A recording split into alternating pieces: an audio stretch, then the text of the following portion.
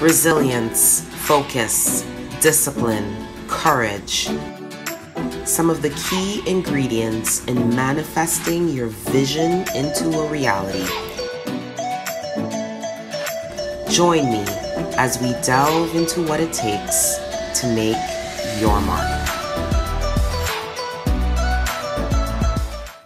Hello and welcome to the Make Your Mark talk show. My name is Kim Niles and I'm going to be your host for today. On the show, we have a very special guest today. We have Kiana Rookz Eastmond. Welcome to the show, Rookz. Thank you so much for having me. Awesome. So Rookz is the director of Sandbox Studios, working with artists such as Drake, Raekwon, and Kardinal Offishall, just to name a few. Rookz was inspired to open Sandbox to create a space for Canadian urban artists. So one of the things that I've really, in watching you and being a couple of the shows that you've done, I've heard you speak. One of the things you speak about is create fate and also take up space.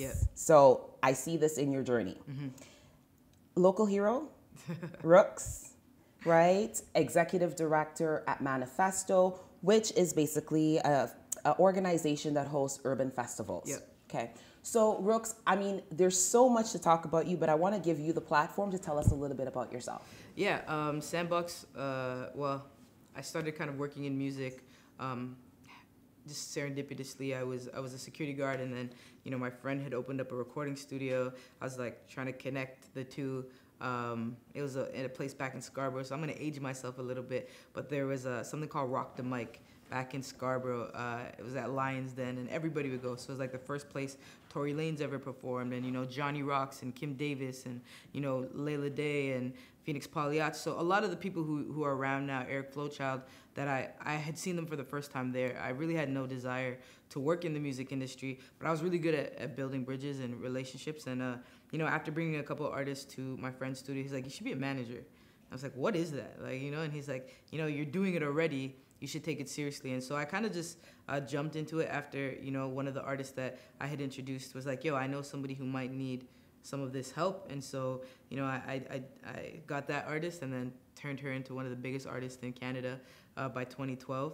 And then, yeah, in that space of going to all of the biggest recording studios in Toronto and, you know, working with some of the biggest artists here, I realized there weren't really urban spaces, urban artist development spaces that would really take an artist's talent and kind of like teach them the things that they needed to know. I think a lot of what I've seen in the Canadian music industry are people who are haphazardly trying to like figure it out and navigate it on their own. But I really wanted to create a space where we could provide like information, solutions, and plans around artistic development. Okay, awesome. So what attracted you to music? Nothing, actually. You know, everyone's like, oh, you know, like, I think you have a skill set, right? Like, you have a particular skill set. I think if I was a lawyer or if I was a hot dog sale person, like vegetarian hot dogs, by the way, I don't eat meat. But yeah, I think whatever I did, I would have probably like, you know, disrupted that industry in the same way. And, you know, I'm the kind of person who like looks for gaps and tries to create solutions. So I don't think I was necessarily called to the music industry. I think I was in an industry and I saw a problem that I felt needed to be solved. And just kind of fell in love with the problem and wanting to work backwards and really build a solution for it. You know, I'm Jamaican and I come from like, you know, Jamaican descent. And, you know, one of the biggest things that always like frustrates me a little bit is that in Jamaica, you know, we're exporting more culture than anywhere in the world. We're exporting music, we're exporting influence, we're exporting, you know, like food and all of those things. And yet, economically, we haven't seen the benefit of being one of the biggest exports of culture in the world, right? And so that's really about the business infrastructure and the business acumen that you need to create and the administrative piece that I think that people who are naturally creative, they don't want to create that skill set because it's not innate, it's not intrinsic to their values and what they want to do. And so for me, it was really important that if we're going to be creating and we're going to be exporting, we also need to be the people who are building the infrastructure of when it needs to be exported. Beautifully said. Beautifully said. Man, good. So tell us about your position now that you took up. I want to say it was at the beginning of the year. I'm at Manifesto. At Manifesto. I've been at Manifesto since November. Okay. And so, yeah, Okay. Manifesto was always an organization that was meant to close gaps. 13 years ago, the biggest gap that they wanted to close was the lack of showcasing opportunity for urban art and culture here in the city of Toronto. And so, yeah, they put on a festival. 13 years later, I think with the growth of, the urban scene and, a lot of young people who had the opportunity to grow up seeing what Manifesto is doing and now are also presenters, I think the gap is different. And so I'm changing an organization inside out and transitioning us from a showcasing of festival and being that direct to us being the organization that builds other people who can do that. So for me at Manifesto, it's a new purpose of let's close the gap of this art administration piece. We have some of the biggest artists in the world coming out of here, the biggest producers in the world, but their managers are not from here. Their lawyers are not from here. Their tour managers are not from here. So there are so many peripheral opportunities for young people or people in general who are interested in being employed in the entertainment industry to have an opportunity to work in it if we're able to build that skill set. So that's what Manifesto is working to do now. We just purchased a 1,800 square foot office in the brand new Daniels Waterfront City of the Arts building. We're on the same floor as Remix and House. And so we're really trying to exist in a space where instead of recreating, let's be the connector, let's be the conduit and the hub of all things urban art and culture in Toronto, and then move out into Canada. Wow. Okay. So I love the fact that you are acquiring space now, which Yeah. actually makes the business sustainable Yeah. and viable, Yeah. as opposed to just being an operating not-for-profit. 100%. Now, how did you find the switch moving from a for-profit to a not-for-profit? Because I know the both. I know the both Why are worlds. you trying to get me to spill the tea? No, girl. I know both worlds. It's been incredibly challenging for me moving into a not-for-profit model. I actually came from the not-for-profit world. I sat on some of the biggest boards in Canada, from federal to, I sat on the Nuclear Waste Management Organization of Canada's board for a few years, just thinking about how we get rid of our nuclear waste that we actually do develop here in this country. And then also being on boards that East Metro Youth Services, which is one of the biggest not-for-profits in Toronto, and working with United Way and Youth Challenge Fund. I came from that world, which is actually what inspired me to create a for-profit business, because I just saw how much control and restrictions came with getting funding and grants. And I really want to move away from that model because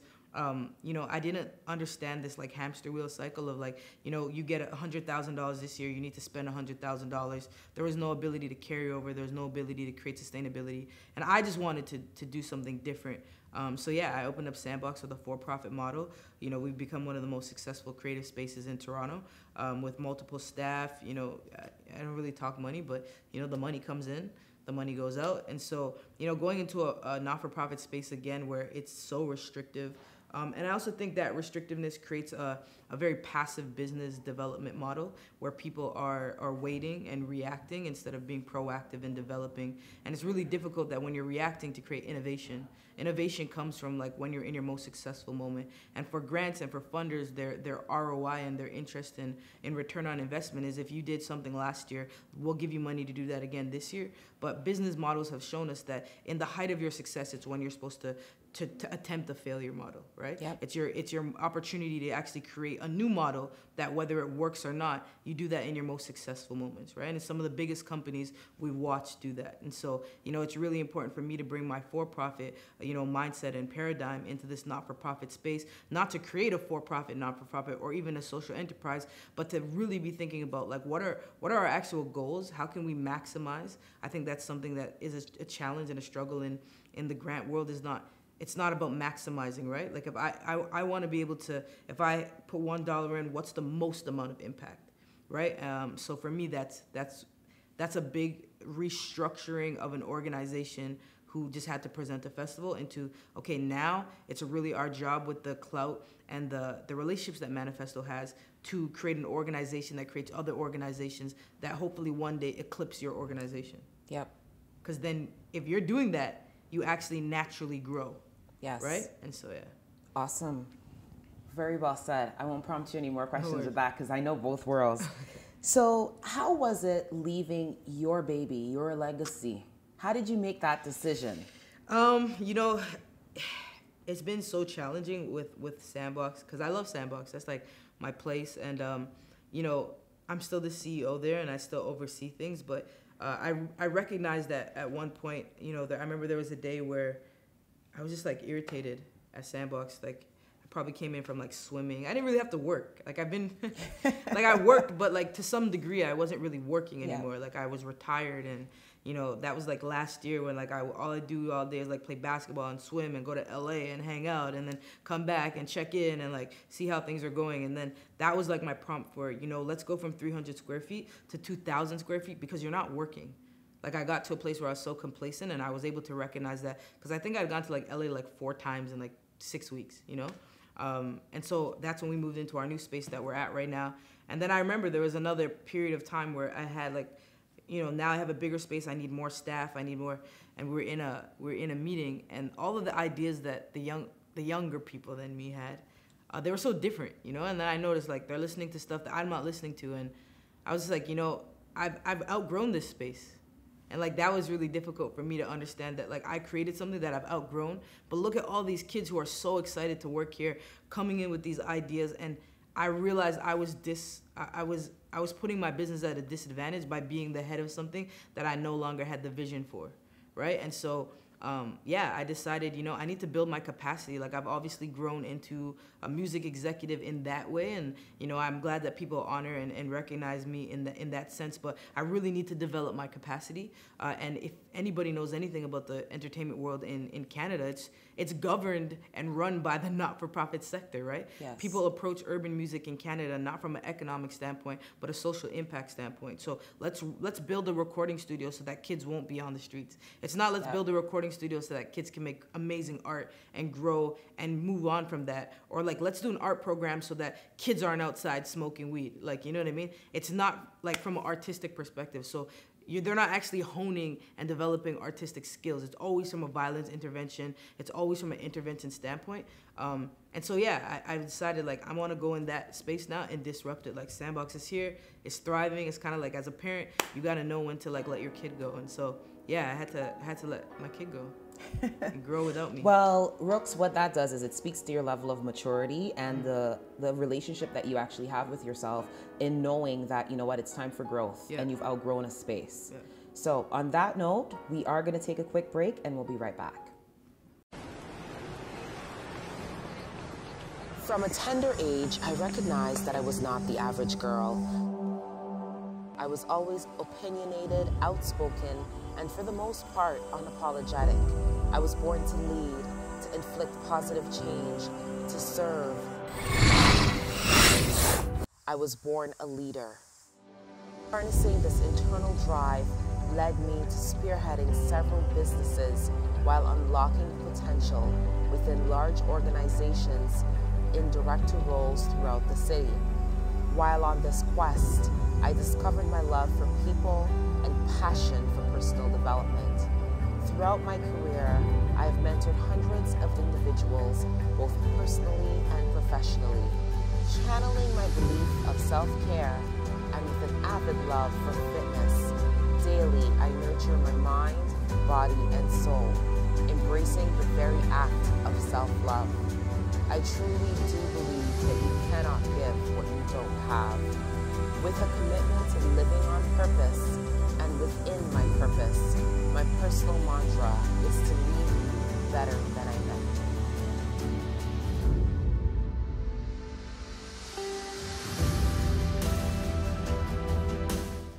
Hello, and we are back on the Make Your Mark talk show, and we have here in the studio today Rookz. Yes. And Rookz is dropping some gems in here. So, Rookz, what I really want to know, before the break, we talked about the fact that obviously Sandbox is still your baby, but now you've embraced a new challenge with Manifesto. How do you fuse the two together? How do you find balance in that? So I think that's like one of the biggest questions I get asked a lot. Like, how do you do so many things? You have to do things that work together, right? And so when I'm at Manifesto, I'm learning about what artists need and their challenges. I'm listening to those challenges at Sandbox. I'm seeing the cycle. So they all work together, right? Like, I don't think it would be possible for me to be a hockey player, a chef, and then also on the side walk dogs. Like, every single thing that I do feeds each other. And so when you're able to pour into one cup and that's just like cyclical, it helps build momentum for all of the things I actually do. So yeah, I work in the music industry, and however I'm, performing that, whether it's at being the ED and advocating for, you know, administrative growth in the urban arts sector there, or whether it's being at Sandbox and advocating for artists to understand the administrative aspect of the business there and wanting to develop them, or it's myself as like the Rookz brand going out into the world and advocating for people to develop their skill set. I'm doing the same thing. It's just in a different way. It's being presented in a different way. And so I really don't feel as challenged, I think,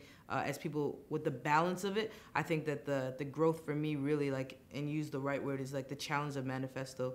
You know, I went into something knowing that I wouldn't be good at it, like, you know, and like it's not my strength set. So we all have skill sets, weak sets and strength sets, and you know, it's not mine, like to email and to follow up and to be on phones, and like I'm a very you're like, that's I know. me. That's me. I'm not that person either. I'm a very like in-person person. Yeah. Like I like to be in front of people. I like to be incredibly present when I'm in front of somebody.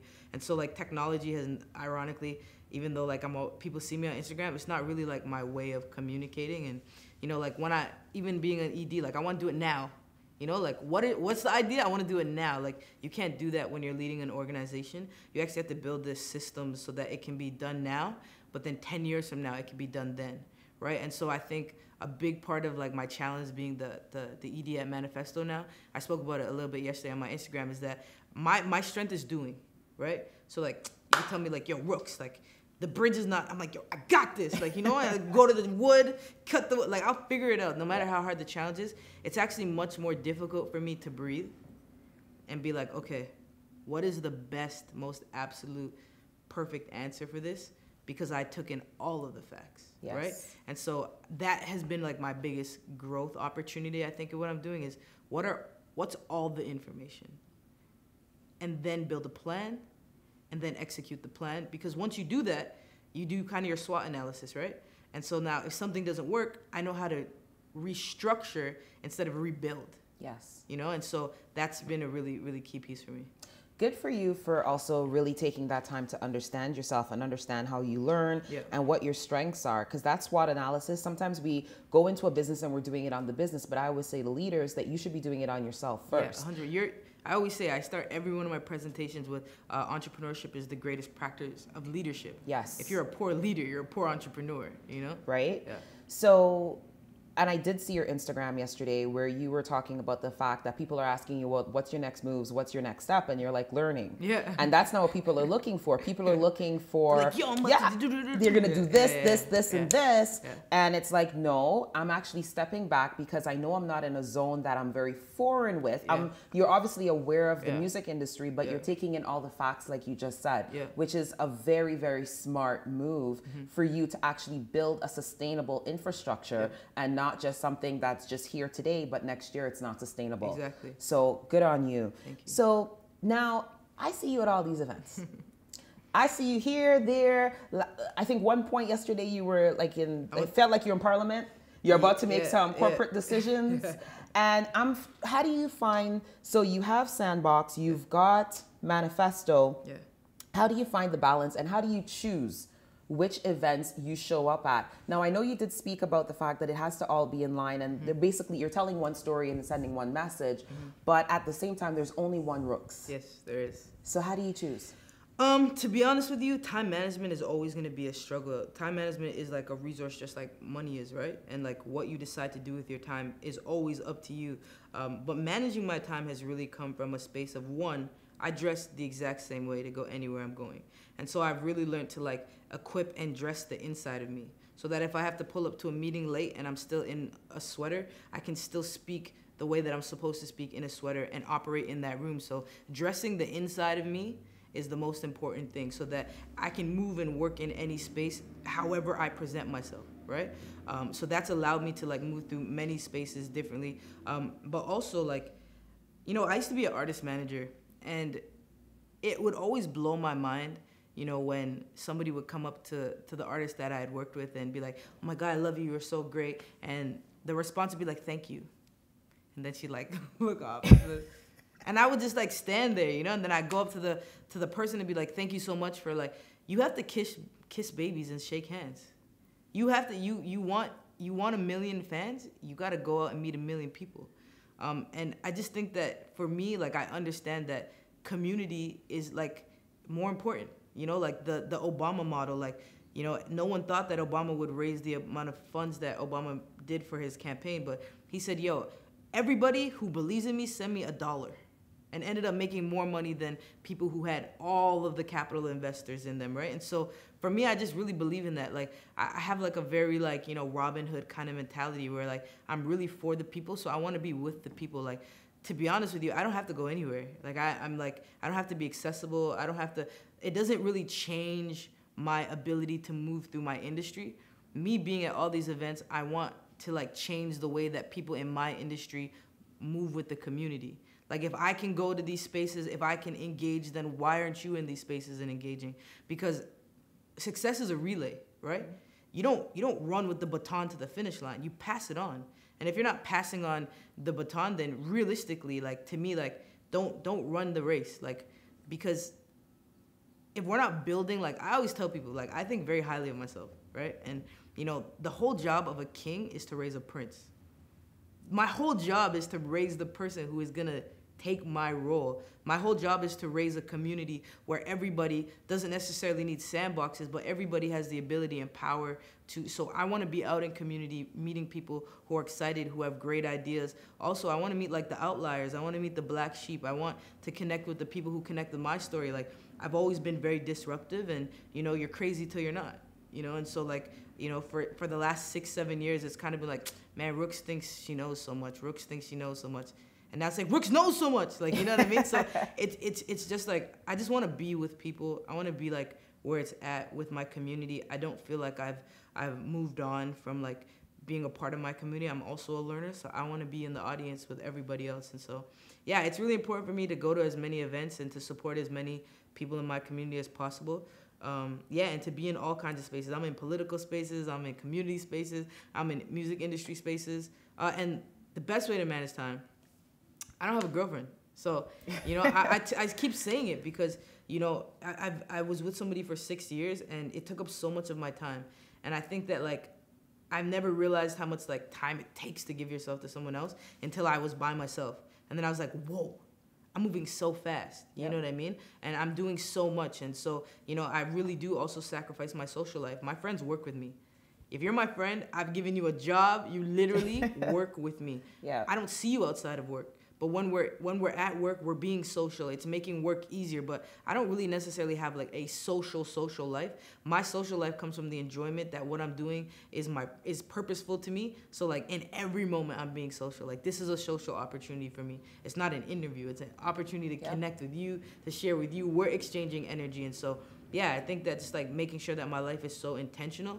I don't actually sacrifice anything because it's all balanced in the way that I'm existing. I think that's key, that, you know, you've created a culture and you live within your culture and it's, you give back to your community. And I feel that from you. I literally do feel that from you. When I reached out to you originally, which you didn't get back to me at first, just saying. I get hundreds of DMs a day, okay, guys? Hundreds.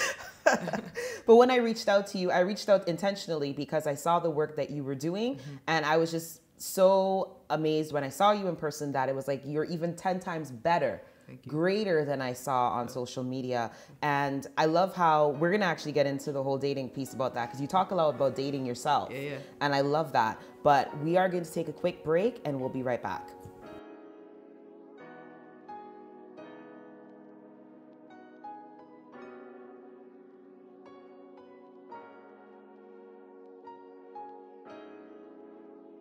Hello, and we are back on the Make Your Mark talk show. And in the studio, we're burning up today in the neon here with Rookz. She's dropping some gems. So Rookz, let's talk about, what was your greatest accomplishment? What has been your greatest accomplishment? My greatest accomplishment has honestly been being myself. Okay. I know it sounds like so, but I work in the entertainment industry and I could do 1,000 different things. I could move faster, I could go up higher, I could run with the right people, but I just want to be myself. And being myself just means like following my energy, following my spirit. And I realize like sometimes with even in following your spirit, whether it's your friends or the industry, and you irritate other people because other people have expectations of how they expect you to perform or engage with them or interact with them. But I just follow my spirit. I just want to be myself. Like, so, you know, if I don't want to do this interview right now, I'm just gonna cut the interview. Like, you know, like, and you're gonna disrupt people when you're following your spirit, you know? And it took me a long time to get to a place, you know, because I used to manage this artist who I thought was gonna do so well, and she had a very different energy than I did, and she used to give me anxiety because, like, I didn't want to confront or have contention or any, so I would, like, compromise myself all the time. And then I developed, like, serious anxiety, you know, because, like, I realized I started to do that in the world with everyone, like that adaptation, you know, because it makes things easier. And then, you know, like, over the last couple of years, I just have done that less and less. And when I wake up in the morning, I just know I'm gonna wake up as myself, and I'm just gonna live that day as myself, which means I've been happier than I've ever been, you know? And so, like, the greatest accomplishment for me is, like, yo, I like me, I talk to me, I've gotten to know myself, and that means that I walk through the world, like, so trusting and so open that the universe continues to, like, open up and, like, bless me. And even in the worst situation, I just believe that all things are working in my favor because myself can't steer myself wrong. I have the right blueprint inside of me. I was born with that blueprint, you know? And so, yeah, I just think getting to know me, like, all this other accolade stuff, like, that stuff dies. But when I die, the closer I've known myself and being myself is going to plant seeds in other people, because the only job you have as a human being is to be a vessel and vehicle for other people. You're born to serve. That's it. We are. You know? And so, yeah, that's just, like, my greatest accomplishment to date. So I'm going to ask you a little bit about that. So, for example, I am definitely an advocate that if I don't feel like doing something, or if I feel like it's not serving my spirit, and it could be a person too, I just don't keep them in my space, or I won't take them on as a client. So if I go out, I do consultations, and it may have been a referral from a client that I work with, but if I say, you know what, unfortunately, I'm not able to work with you, but I could definitely refer you to someone else. People will see that as cocky or standoffish, or, you know, Kim thinks she's better than this person. But I think we share the same sentiment there, where it's like, if I don't feel that this is my space and I don't feel I can be myself with you and be completely transparent with you, then I don't believe I'm serving you. So how do you deal with people potentially looking at you and saying, well, Rookz is too much? Well, I'm just really honest. Like, when people come up to me and they're like, you know, I would love to be managed by you. I don't manage artists anymore, but I do consultations. Would you like to pay? And they're like, oh, you think you're too... my time is money. Like, you know, that's okay. Like, you know, I think people get frustrated with honesty, or, like, you know, people want to collaborate with something on me, and I just be like, no, I'm not interested. I'm just not interested. And I think that, you know, rejection for me comes so often, and I'm so comfortable with rejection. Like, I think that people tend to forget that the person you're asking for a yes for, like, also receives no's. And so, like, I'm so comfortable with rejection because, like, I know that meant it wasn't for me. You know what I mean? That, like, I want to reject people early so that they can go find what's for them. Like, you know, if we internalize rejection, then we actually don't believe that we have the ability to do it regardless. You know what I mean? Like, I just have this idea that, okay, if I reject you, you're going to do it. If you're meant to, if you want to do it, you're going to do it. So I'm not doing you any favors by saying yes to you. I'm not doing you any favors by saying no to you. If I do it or I don't do it, you should do it. Regardless. So absolutely. I just feel like if people are annoyed, if people are annoyed and they don't grow, they'll never get it. If people are annoyed and they do grow, they'll forgive you immediately, because you never control what other people feel about you. Like, they always control it. So I'm not interested in investing in that energy. There's no ROI there. Absolutely. And I just think it serves you to be honest with people. I think that's actually true love and care. Is for me to tell you, listen, I'm not the one for you.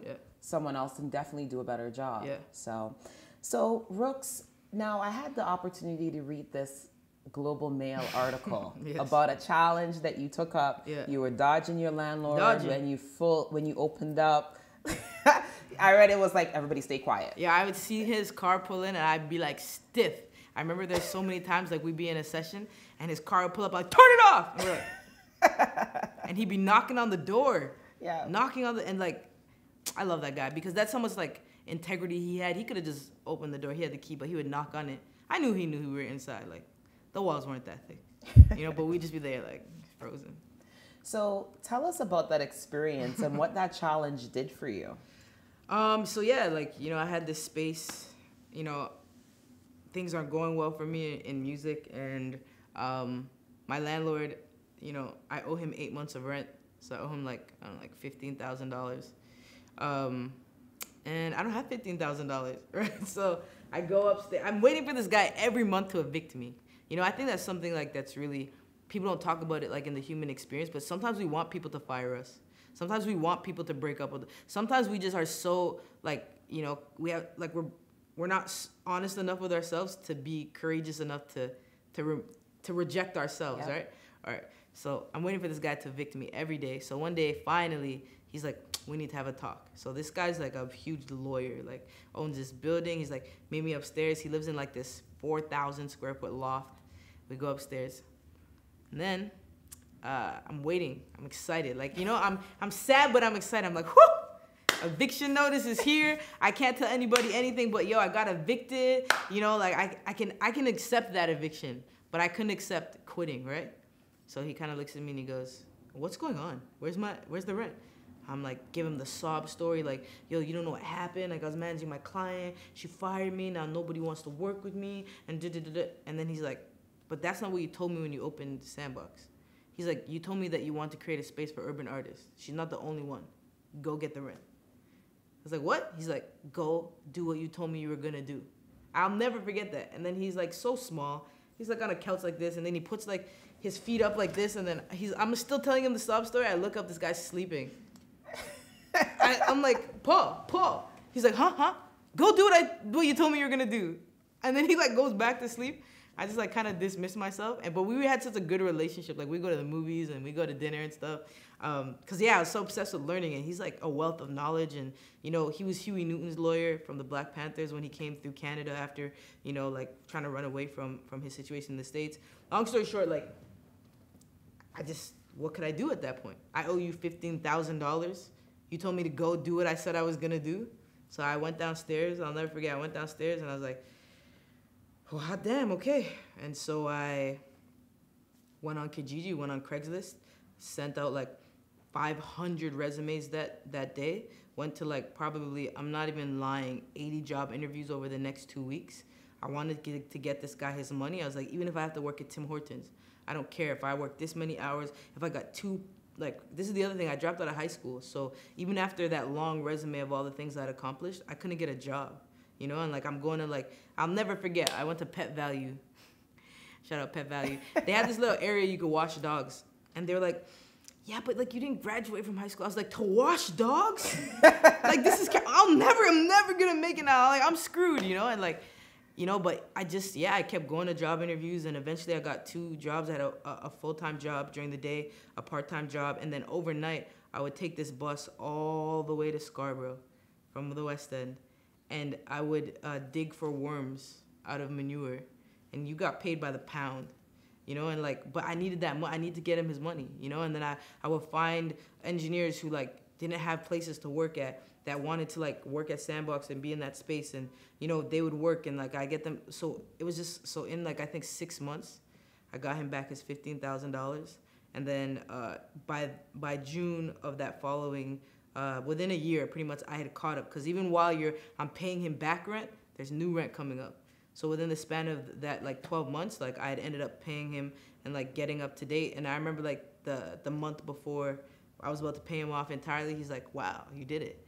Don't even worry about this month. And like, it just like reminded me, like when people really rock with you, they really believe in you. Like, you know, their money, that's why money to me is not real. You know, people are real. And when you connect with people, they are the ultimate resource. Like, you know what I mean? Like, there's no money that I could have had that would have like saved me in that moment. Like, you know what I mean? So yeah, I just like really rock with people. You had heart, you built resilience, yeah. Strength. Yeah.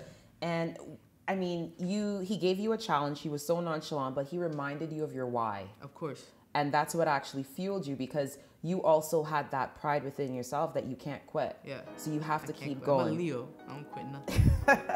Yeah. So you had to keep moving. You had to push forward, and you had to achieve that goal. And it wasn't about proving it to him. It was about proving it to yourself. Of course. Awesome. Good for you. Because if he saw it in me, then who am I not to see it in myself? Absolutely. Yeah. Awesome. On that note, we're going to take a quick break, and we'll be right back. It took a lot to get to this place, to feel comfortable to wear my own hair. It took a lot of reflection and coaching and support from the team here, and of course my family. I know my husband really was looking forward to this experience of me exposing my hair, but I was afraid. I won't lie, I was afraid. I didn't know how it would come out. I had been so used to wearing units that I couldn't imagine myself exposed with such a short cut, my jawline and everything just kind of out there. But all in all, I have to say it was definitely a freeing experience, and I'm so grateful for it. And I definitely would recommend it to anyone who has that self-doubt or that unsurety about exposing natural hair. I definitely would take that chance. Hello, and we are back on the Make Your Mark talk show, and we are dropping some gems today. Rookz is dropping some gems. And bring them to the pawn shop. Girl, your resilience is there, and you know, one of the things is when people sometimes see your story today, they don't know your history. Yeah. They don't know where you're coming from. They just see you taking a picture with Justin Trudeau and they're like, all right, she dope, right? She's got it. She's got this going on. She's got that going on. But they don't see what that looked like for you 6 years prior and all the resiliency that you had to build to get you to this point. Yeah. So in working something like 3 jobs and commuting and doing all these different things, talk to me about how you take care of yourself. What does that look like, self-care for Rookz? I think the lifestyle I built has actually started out of like self-care. You know, like I was at my lowest and it was like, well, where else can I go from here? And so like I really just started to like think about the kind of life I wanted to live, not the job I wanted to have, not the car I wanted to drive, but the life I wanted to live. So I started prioritizing, like my little niece was born, which like really changed me. My dad passed away, which really changed me. You know, like things that were really important all happened kind of like back to back to back. And it started to make me realize like, my family's like super important to me. And I don't think I really understood that until my dad passed away. I didn't understand it really until I saw my niece born and like I looked up and my mom was there, my sister's there and I'm there. And, you know, I just looked at my mom and I remember thinking like, damn, like you went through this? You know, it just like gave me such a different perspective on life. You know, and I think from there I was like, I want to build a life that like I really love. And so like, you know, I started prioritizing like seeing my niece weekly and like seeing my mom weekly and calling my grandma weekly and like seeing her and like walking my dog, and everything else had to fit around that. Like going swimming, that if I want to swim every morning at 7, that has to, whatever I do has to fit around that. And so yeah, I feel like the foundation for the life I've created, like the things that I do have to fit around my priorities that keep me in a good mental health space. And so, yeah, like I really prioritize like, you know, sleeping, playing basketball, making food for myself. I feel like cooking for myself is like the greatest form of self-love. You know, I'm taking this time to do this thing that I don't have to do, but I'm doing it for me because that food goes into my body. Like, you know what I mean? Like, I just have like I just think about things a lot. Like, I'm very analytical and I'm like always thinking about how am I making sure that like I'm becoming a better person, not a better exec, not a better entrepreneur, I don't care about those things. Like what I care about is, am I growing intrinsically? Because, you know, I always think about like life, business, my personal life as like being a farmer. You know, I want to do the ugly stuff that reaps something later. And sometimes it doesn't happen for seasons. Sometimes you plant the seed and that seed doesn't like, it doesn't like bloom for seasons, right? But you have to have trust and faith that you picked the right soil, that you planted the right seed, that you put it in the right place. And so that when that moment comes, you're prepared for it. And so, yeah, like for myself, I'm just always thinking about, Rookz, how are you growing? How are you getting better? And I just feel like that builds like a sense of priority that keeps me on my path in a particular way that I don't even think I could be that intentional about. I don't think I could really sit here and be like, this is how I'm gonna stay on my path. But if what I do allows me to visit my grandma as much as I want, see my mom as much as I want, make sure that my niece is set up for life, then I'm doing the right things. Absolutely. I remember during the holiday season, I saw something with you with your grandma in Jamaica, and she went to get fish or something, and she had you going. Yeah. Actually, it was January 1st. I called my grandma and I was like, Happy New Year, Grandma. She's like, I'm going to Jamaica. I said, I'm coming. And I went to the airport. And I think like that's like the greatest blessing of my life right now is that, You know, I've built businesses that have created an opportunity for me to do the stuff I love. Like, I don't really need to go to LA that much anymore. Like, I used to do it all the time. I don't need to go to Vegas. I don't need to go to the Grammy. Like, this year I was invited to the Grammys. I was invited to NBA All-Star Weekend. I was invited to so many. I just want to do the things I love to do. And the things I love to do is, like, I've been to Jamaica probably like 3 times this year to go see my grandma and just spend time with her, even though she lives here in Canada. Like, you know, and like, it's just amazing to see. When we talk about resilience and rigor, I ask myself, like, who am I to not succeed? Like, my grandmother came here, and like, when I'm in Jamaica, being there is so important for me. Like, it's such a big part of my identity because I come from a resilient people. But I also come from like a people where, like, if my grandma could travel from like Jamaica to England at a time when like it was incredibly racist, and then my grandmother could go from England to Canada by herself with all her brothers and sisters left in England, and then have 4 children, raise all of them. They all went to university and graduated. Like, and then now have grandchildren, own a house and a house in Jamaica. And she did that when life was actually hard. I have no reason to not succeed. And so, like, you know, seeing that, and then my mother build businesses, raise children, like, I just feel like, you know, we live in a time right now where it's so easy to complain about so many things, but like, there's so many blessings in, you know, in every opportunity. Like, I've traveled the world. Like, living in Toronto is one of the most amazing things. I don't want to hear people complain about it. I don't want to hear anybody complain about living in Toronto, because we're incredibly fortunate and like lucky, and there's problems everywhere, you know, like, there's always problems everywhere. And so, like, for me, like, yeah, like, just spending time with her there in her space means a lot to me. Amazing.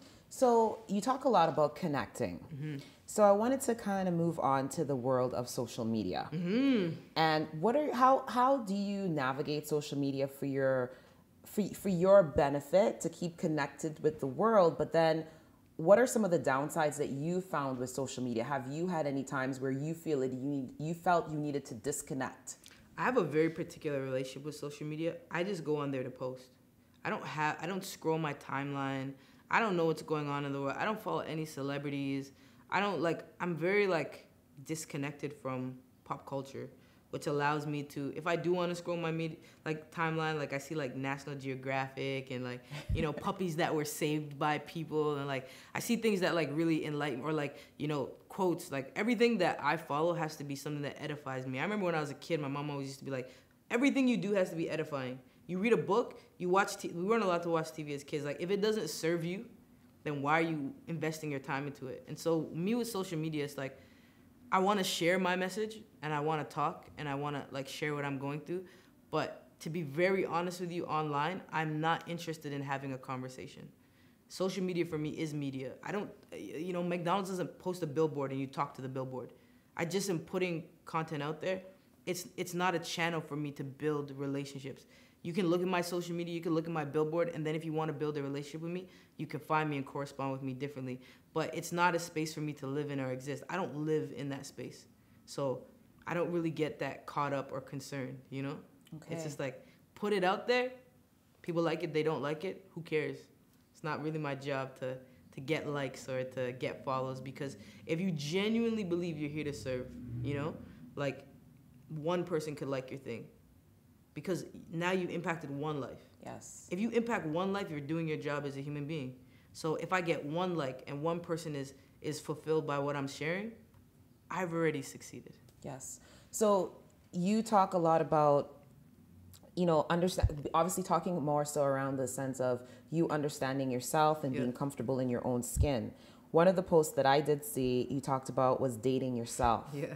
And I do think that's important, because honestly, how do you know what you're looking for if you don't know what you have to give? Yeah, I used to be a gallus, you know, so I'm retiring from that to now has been really important for me, because we love in other people what they love that we hate in ourselves. So Say that one more time. We love in other people that they love what we hate in ourselves. Okay. So if you hate your smile and somebody tells you that they love your smile, that person is more attractive to you, because they're giving you something that you'd feel like you can't give yourself.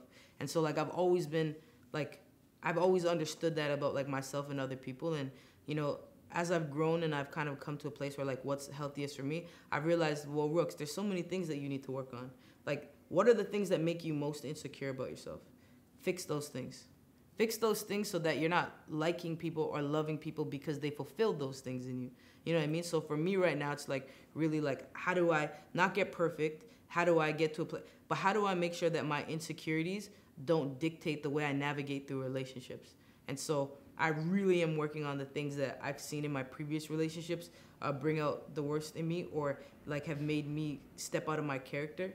And until I feel like those things are things that I have kind of like sorted out a little bit more, I don't think it's right for me to go into a relationship with another person hoping that they help me solve those problems, because I already know they exist. They can help me solve new problems when we get together, but the problems I already know I carry, it's really my job to get rid of my garbage as much as I can, you know? And so for me, that's just been the journey I've been on. Like, I'm trying to clean house, and, you know, like it was lonely at first, but to me, the more I would clean the house, and then I would come into the house and be like, whoa, I get this much sunlight in here, or like I could read a book in this room. Like, you know, it's like going from being a hoarder to like seeing this home in a new way. And now that I've seen my home and myself and my relationship with me in a new way, it's like I enjoy it so much more. You know what I mean? So like enjoying that and like having the energy to manifest what I need for myself has been just such an incredibly beautiful thing.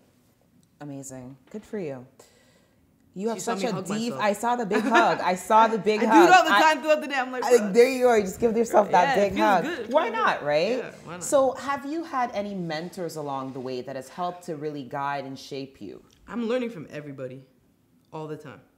I'm constantly, as I'm living, like processing what is happening in that moment, right then and there. Everyone keeps using this mentor word, and it's like, I don't need to sit down with you every single day for you to mentor me. Like, if your whole life should be mentorship, right? Like, your life is a garden, and whatever you consume is a part of the way you're gardening. So like TV, like people always talk about like, I'm gonna get fit, summer body, like summer life, right? Like what you watch on TV. I don't watch horror movies. I don't watch things that scare me. I don't watch things that like build fear inside of me, because I don't want fear to be a response inside of me. You know what I mean? Like, I don't watch things that are sad on TV, because I don't want to, like, it's so important that I protect my diet of what I consume, energy-wise, people-wise, media-wise, TV, like that.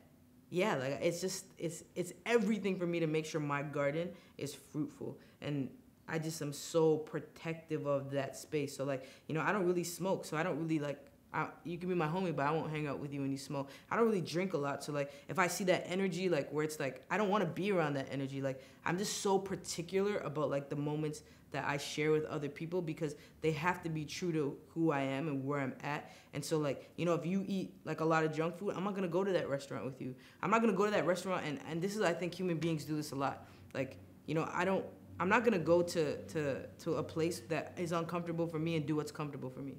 You know what I mean? Like, I'm not going to go to the chicken wing spot when I don't eat meat and just eat fries. I will see you guys somewhere else at another time. And I think, like, human beings are constantly doing that. Like, this is not for me, but I'll make what is the little piece for me. Yes. You can't flourish in that. Like, you know how excited I'm going to be to take my same money, my same time, my same energy to go to a spot that doesn't serve meat? It's going to be a 10 times better experience for me. And if it means that I can't be around those people, then I can't be around those people. And that's like a part of evolution. And like, you know, like we read all this biblical rhetoric from Christianity, and like, you know, in the Quran and all these different spaces, Buddha, Muhammad, Jesus, all these people moved through spaces.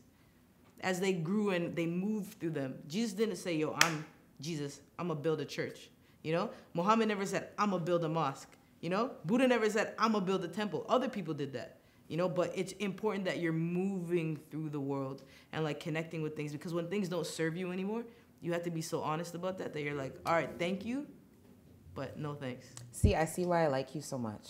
I get this. Yeah. Because you are unapologetic. Yeah. And if something doesn't serve you, it's okay to put your hand up and say, you know what, this is just not my space. Yeah. But I'll see you in another space. Yeah, of course. And that's okay. Of course, because that's not you as a whole person. Yes. That's just I always tell people, you never meet the same person twice. Yep. You know, I could be like this right now, and then I go outside and somebody like breaks my car window, and I'm cheese right after this. And you tell Yeah. somebody on the phone, like, oh, Rookz is coming to you? Rookz is so nice. And then I get there and I have the worst attitude because we're always constantly processing what's happening to us. And so when you know that you never meet the same person twice and you are being the most honest version of I always tell people, I am who I am in that moment. Like, that's not who I am, but that's who I am in that moment. And like understanding that life is happening in moments and you're allowed to shape shift and you're allowed to honor your experience and be yourself and learn from it, you know? Awesome. Yeah. So I have one last question. So how do you know whether to collaborate with someone?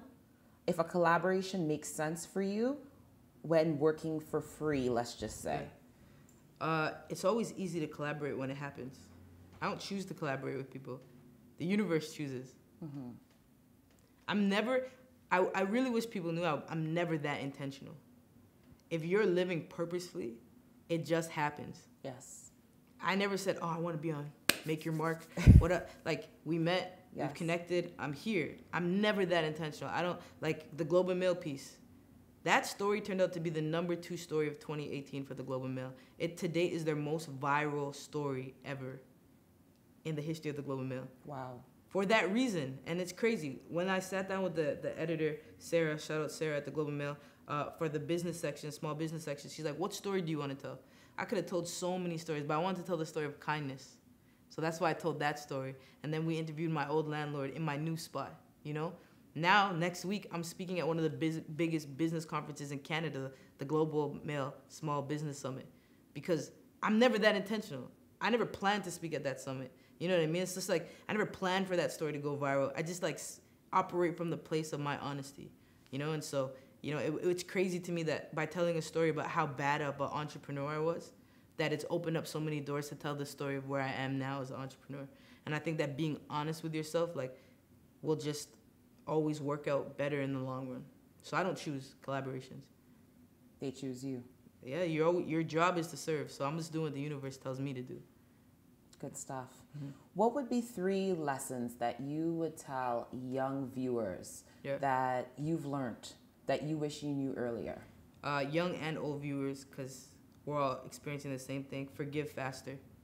Forgive yourself and other people faster. There is no better waste of energy than being angry.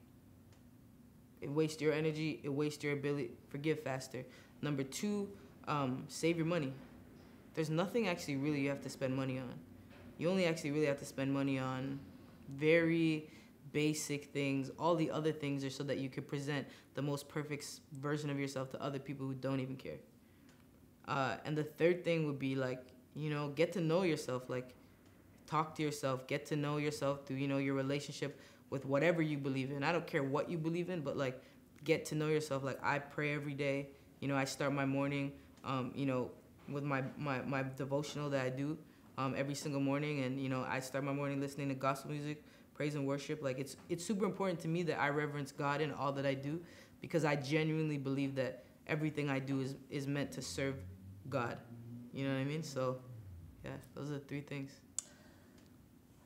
Rookz, I think we got to get you back again, because, boy, girl, you are amazing. I love everything that you do, and I love you for being so transparent. You just serve it as it is. And, you know, God is using you as a vessel to do his work and continue to do the great job that you do. Thank you very much. Thank you. Make sure to watch this video about 2, 3 times, 4 times if you want. She dropped lots of gems in here. Thank you for joining us. Thank you for having me. Yes, thank you for being here. Rookz, how can they find you? You can find me at Rookz, ROOKZ, or Rookz.ca. My email is createfate@Rookz.ca. Awesome. And you can follow us on Instagram, Facebook, makeyourmark.ca. Until next time. Make your mark.